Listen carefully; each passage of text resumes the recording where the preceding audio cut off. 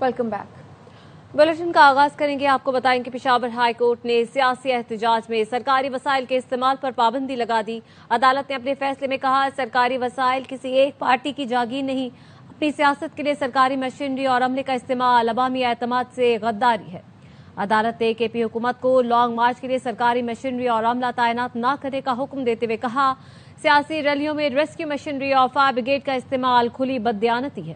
Article 4, 5 اور 25 کے تحت عوامی وسائل کسی ایک جماعت کی جاگیر نہیں، سرکاری گاڑیاں اور مشینری عوامی خدمت کے لیے ہیں، سیاسی شو کے لیے نہیں۔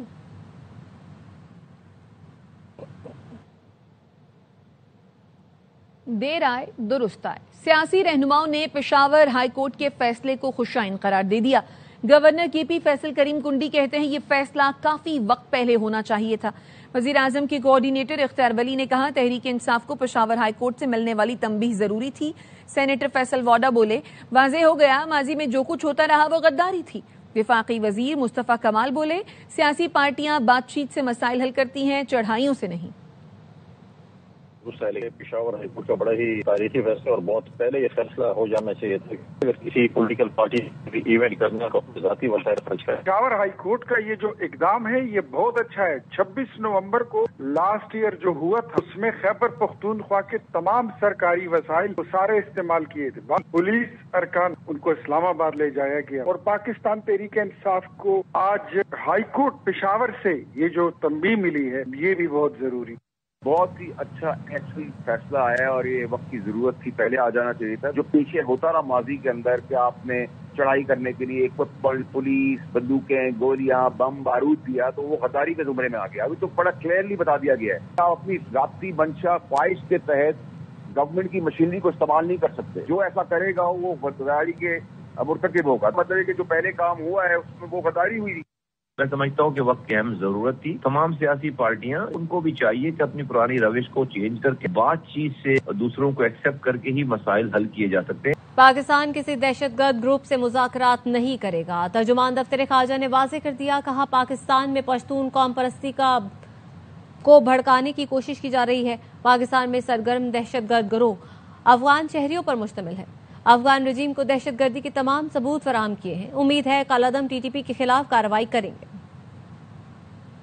Eschewed dialogue with any government in Kabul. However, Pakistan would not hold dialogue with any terrorist groups, TTP or BLA. Among Afghan Taliban, there are elements who do not want a confrontation with Pakistan, but there is a strong lobby with monetary support from foreign actors that has been tasked to stoke tension. These elements have engaged in abuses and outrageous allegations against Pakistan.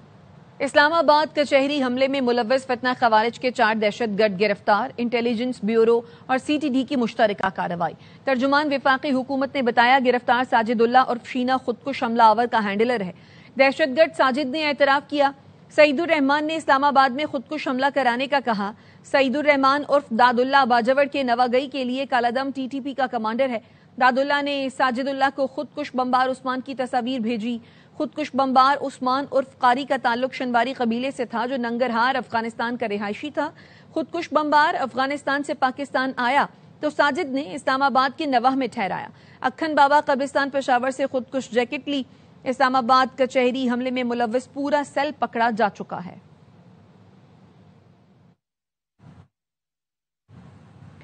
Tajikistan کے وزیر دفاع colonel general صابر زادہ امام علی عبدالرحیم نے G H you میں field marshal Syed Asim منی سے تفصیلی ملاقات کی۔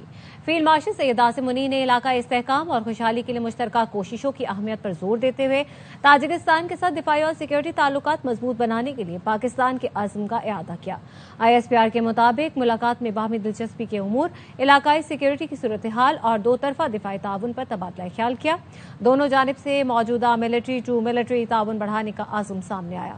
تربیت، انسدادی دہشت گردی اور علاقائی سیکورٹی کے شعبوں میں تعاون کو فروغ دینے پر اتفاق کیا گیا۔ تاجک وزیر دفاع نے پاک فوج کی پیشہ ورانہ مہارت کو سراہا اور علاقائی استحکام اور امن کے فروغ میں ان کے کردار کا اعتراف کیا۔ پاک فوج کے chief of general staff lieutenant general Syed Amir Raza کی ریاض میں رائل سعودی آرمڈ فورسز کے chief of general staff general Fayyad bin Hamed Al Ruwaili سے ملاقات۔ باہمی اور اسٹریٹجک دلچسپی کی امور پر تبادلہ خیال کیا گیا۔ ISPR نے بتایا ملاقات میں باہمی دفاعی تعاون مزید مضبوط بنانے اور اسٹریٹجک دفاعی معاہدے کے تحت تعاون آگے بڑھانے پر خصوصی توجہ دی گئی۔ پاکستان اور سعودی عرب دفاعی صنعتی فورم کا خصوصی اجلاس بھی ریاض میں ہوا۔ پاکستانی ٹرائل سروسز وفد کی قیادت chief of general staff lieutenant general Syed Amir Raza نے کی۔ سعودی وفد کی سربراہی معاون وزیر دفاع برائے انتظامی امور خالد البیاری نے کی۔ اجلاس میں کنگڈم ویژن 2030 کے مطابق جدید ٹیکنالوجیز کے مشترکہ منصوبوں کے لیے نئی راہیں تلاش کرنے پر تبادلہ خیال کیا گیا۔ چیف آف جنرل سٹاف نے رائل سعودی ڈیفنس فورسز کی استعداد کار میں اضافے کے لیے پاکستان کے مسلسل تعاون کے عزم کا اعادہ کیا۔ سعودی قیادت نے دہشت گردی کے خلاف پاکستان کی قربانیوں اور کامیابیوں کا اعتراف کیا۔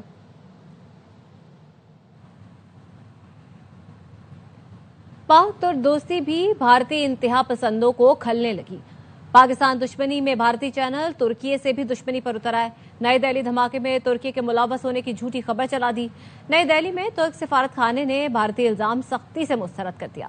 بیان میں کہا بھارت کے بعض میڈیا چینلز بدنیتی پر مبنی جھوٹی رپورٹ چلا رہے ہیں جن میں ترکی کو دہشت گرد گروہ کی مالی اور سفارتی مدد دینے والا ملک قرار دیا جا رہا ہے۔ ترکی دہشت گردی کی ہر شکل کی سخت مذمت کرتا ہے۔ ایسے بے بنیاد الزامات کا مقصد دونوں ملکوں کے تعلقات خراب کرنا اور ترکی کو بدنام کرنا ہے۔ واپس آئیں گے اس بریک کے بعد، ہمارے ساتھ رہیے۔ Welcome back. سینٹ میں 3 بل پاکستان آرمی، پاکستان فضائیہ، پاکستان نیوی ترمیمی بل 2025 منظور کر لیے گئے۔ پاکستان آرمی اور پاکستان فضائیہ ترمیمی بل ڈیپٹی وزیر اعظم اسحاق ڈار نے پیش کیا۔ Supreme court practice and procedure ترمیمی بل 2025 بھی منظور کر لیا گیا۔ وزیر مملکت طارق فضل چودھری نے ترمیمی بل پیش کیا۔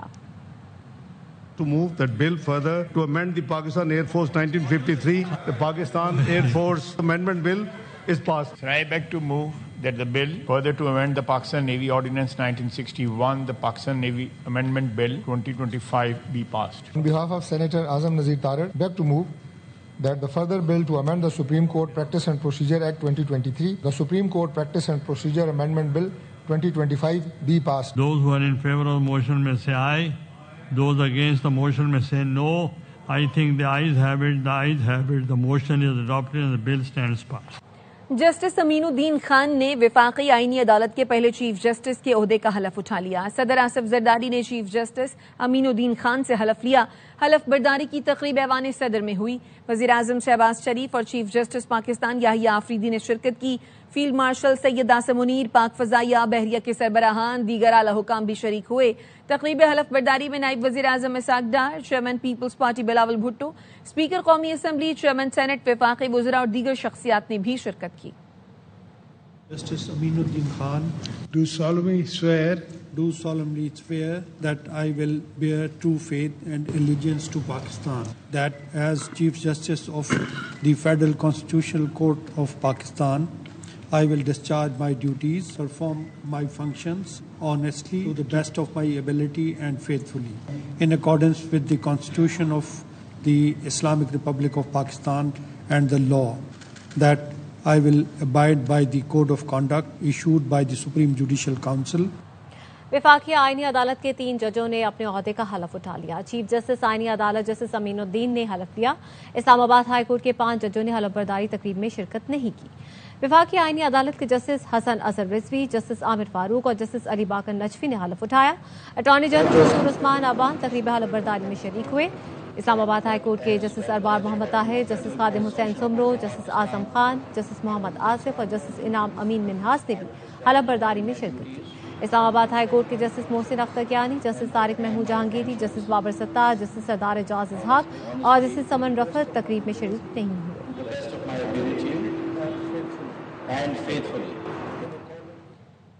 وزیر اعظم آزاد کشمیر چودھری انوار الحق کے خلاف تحریک عدم اعتماد جمع کرا دی گئی۔ تحریک عدم اعتماد پیپلز پارٹی اور نون لیگ کی جانب سے جمع کرائی گئی۔ تحریک پر 17 سے زائد ارکان اسمبلی کے دستخط ہیں۔ تحریک عدم اعتماد پیپلز پارٹی کے ارکان نے سیکریٹری اسمبلی کے پاس جمع کرائی ہے۔ فیصل ممتاز راٹھور کو وزارت عظمیٰ کا نیا امیدوار نامزد کیا۔ اسپیکر اسمبلی سے فوری اجلاس بلانے کی ریکوزیشن بھی جمع کرا دی۔ اسپیکر اسمبلی 3 سے 7 دن کے اندر نئے وزیر اعظم کا چناؤ کرانے کے پابند ہیں۔ چوہدری انوار الحق پی ٹی آئی کے ٹکٹ پر قانون ساز اسمبلی کے رکن منتخب ہوئے تھے اور P T I Forward Bloc, People's Party, نون لیگ اور مسلم کانفرنس کی مدد سے وزیر اعظم بنے تھے۔ حکومتی جماعتوں کے ارکان کی بڑی تعداد چوہدری انوار الحق سے شدید ناراض تھی۔ پیپلز پارٹی آزاد کشمیر کے صدر چودھری یاسین نے نوجوان رہنما راجہ فیصل ممتاز راٹھور کو آزاد کشمیر قانون ساز اسمبلی کے لیے نیا قائد ایوان نامزد کر دیا۔ فیصل ممتاز راٹھور کا تعلق آزاد کشمیر کے ایک بااثر اور تاریخی سیاسی خاندان سے ہے۔ وہ آزاد کشمیر کے سابق وزیر اعظم ممتاز حسین راٹھور کے فرزند ہیں۔ ان کی والدہ بیگم فرحت راٹھور آزاد کشمیر قانون ساز اسمبلی کے رکن اور پیپلز پارٹی شعبہ خواتین کی صدر رہ چکی ہیں۔ راٹھور خاندان کو آزاد کشمیر میں پیپلز پارٹی کے بانی خاندانوں میں شمار کیا جاتا ہے۔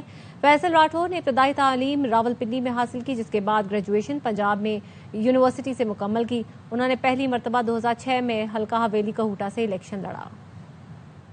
اور جو ہمارے جنرل سیکرٹری ہیں پارٹی، ان کا جو ہے وہ فیصلہ کیا گیا ہے کہ وہ وزیر اعظم ہوں گے، اور آج ہم ٹیبل کرنے جا رہے ہیں جو ہے ووٹ کانفیڈنس کی ریزولوشن۔ تو انشاءاللہ اگلے چند دنوں تک آزاد کشمیر کے اندر جیالوں کی پاکستان پیپلز پارٹی کی حکومت جو ہے وہ واپس آئیں گے اس بریک کے بعد۔ ہمارے ساتھ رہیے۔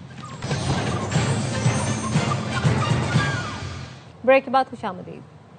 چمن کے ایک شہری نے پہاڑ کو تراش کر کمروں میں منی میوزیم بنا لیا۔ پہاڑ کی دامن میں مختلف پھلوں کا باغ بھی لگایا ہے، جبکہ علاقے کے بچوں کے لیے فٹ بال گراؤنڈ بھی تعمیر کیا ہے۔ اختر گلفام کی رپورٹ۔ کے پہاڑی سلسلے کے دامن میں پرانا چمن کے مقام پر علاقے کے ایک شہری ابراہیم خان نے پہاڑ کو تراش کر اس میں خوبصورت کمرے بنائے ہیں، جو نہ صرف موسم کی سختیوں سے بچاتے ہیں بلکہ علاقے کی ثقافت اور پہچان کی عکاس بھی ہے۔ سمجھو کہ چمن کا ایک سیاحتی مکان بن گیا، لوگ دور دور سے اس کے دیکھنے کے لیے آتے ہیں۔ 140 سال کے پرانے آثار قدیمہ میرے پاس پڑے ہوئے ہیں۔ رخ تنل میں وہ برٹش حکومت میں جو سی ریڑھی نے کام کیے ہاتھ کی بنی ہوئی، وہ ریڑھی اب تک میرے پاس باپ دادے کے کی پڑی ہوئی ہے۔ پہاڑ کے دامن میں ابراہیم خان نے انگور، انار، انجیر کا باغ بھی لگایا ہے۔ 150-200 درخت لگائے ہوئے اور نیچے جو ہے انجیر کے 200-250 جو ہے درخت لگائے ہوئے، اور اس کے ساتھ ساتھ جو ہے 4-5 قسم کے انگور بھی لگائے ہوئے۔ باغ کے آخر میں وہ ایک فٹسال گراؤنڈ بھی مرکز کی طرف سے بنایا ہوا ہے۔ کوئی شک نہیں کہ یہ ضلع چمن کا ایک منفرد سیاحتی مقام ہے۔ ابراہیم بھائی نے اپنے ہاتھوں سے اس پہاڑ کو تراش کر کے 5 خوبصورت کمرے بنائے ہیں۔ تاریخی اور خوبصورت قدرتی مناظر دل کو مول لیتے ہیں۔ پانی کی آبشار اس مقام کی خوبصورتی میں مزید اضافہ کرتا ہے۔ کیمرامین آیات اللہ کے ساتھ Akhtar Gulfam, ARY News, Chaman. رنگ، موسیقی اور ثقافت ایک ساتھ، کراچی کے ساحل پر پاک جاپان دوستی کے رنگ بکھر گئے۔ کی تھاپ، قدموں کی تال، رقص کے ہر انداز میں چھپا تھا صدیوں پرانا فن۔ کراچی میں سجا جاپان فیسٹ، جہاں بچے ہو یا بڑے سب ہی جھوم اٹھے۔